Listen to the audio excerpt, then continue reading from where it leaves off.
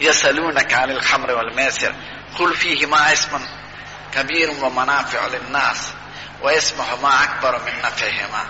وی د سود او د جواره تانه تپوس کوي دې کې فایده مشته پکې چې څوک جواری کې کله پکې پیسې وګړي خو نقصان یې ډېر.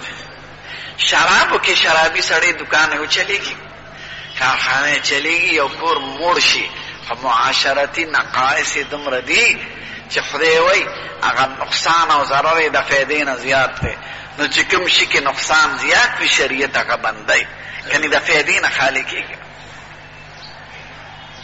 د دې داسې مثال دی لکه ډاکو په لاره چې ناست دی چاته، نو ډاکه کوي، نو ډاکه خو هغه ته خو فایده ده، ځکه پیسې ورته بې محنته میلو شي، خو د معاشرې دپاره لوی جرم دی که نه. دا به څوک وایي چې خیر دی ډاکه کې خو یو سړي ته فایده ورسېده. یو سړی غل د غلې وکړه، کنډرې وکړه، نو د غل ته خو فایده ده، بنګله به پې جوړه کړي، خو ټولو مسلمانانو معاشرې ته دا ضرر دی. نو د فایدې نه خو شي خالی نه دی. نو سودي کاروبار کې بعضو خلقو ته فایدې ورسي، خو دا مجموعه نظام خرابوي او معاشره خرابوي. اول ظاهري نقصان دا دی چې څوک سود کوي د هغه خاندان خو موړ شي، خو دا نور غریب خلک زیات نه زیات غریب کړي، ځکه چې چاله یې په پیسې ورکړي په سود، خو که کاروبار یې وچلېد ښه په ښه، که تاوان یې وکړه نو دله خو به سود ورکوي او د ده بیړه غرقه شي. سودي کاروبار چې څوک کوي یا سټه بازي کوي، نو اکثر نن کروڑپتی سال له فقیرې لاسې خلقو ته نیولې، یکدم تباه کېږي. تجارت کې هم ګټه او تاوان راځي، خو داسې نه کېږي چې سړی نن کروڑپتی دی او سال له دی پولې پړق ته ناست دی.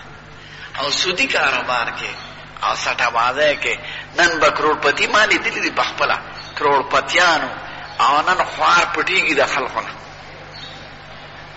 خلقو نه یې پیسې غشتي، 10 لکه روپۍ راکړه په 10 لکو، یا خدای د قرآن نه کړه لږ کار به دې کوو که نه زناوره. نو دې کې یکدم تبۍ راځي د سړي. دویم غریب پکې سات په سات غریبېږي. دا د یو کمزوري سړي د غربت او د کمزورۍ نه غلطه فایده اخیستل دي.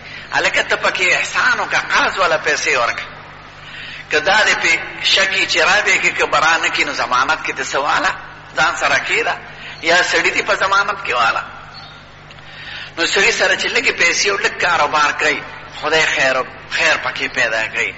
ډېرو د کارخانو والا دا چې شمدید خبرې درته کوم چې هغوی د بینکونو نه پیسې اخیستې دي، کارخانې هم تباه شوې د بینک قرضداري.